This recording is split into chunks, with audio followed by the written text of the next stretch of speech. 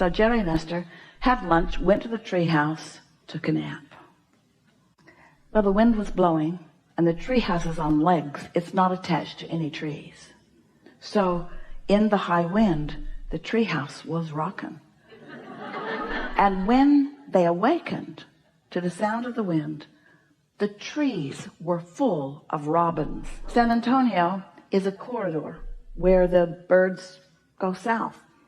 And Jerry and Esther had not consciously ever seen one robin in the vicinity. And there were hundreds and hundreds and hundreds and hundreds of robins in that rockin' treehouse on that Thanksgiving Day. Well, that's a satisfying thing for Esther to think about. She said to Jerry, I'm glad you're here. No one will ever believe this story. No one would ever believe this story. And Jerry said, well, do you really care?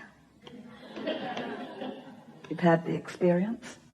Yeah, because, well, sometimes I feel like I can manifest these things and I'm doing so well, and then boom, something happens and I'm all... You hear what you're doing? You're doing the opposite of what we're doing.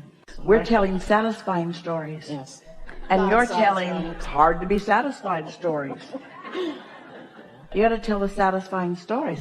We got 1 million of them. You got time? Yep. And so do you. You have so many more satisfying stories to tell than you are telling.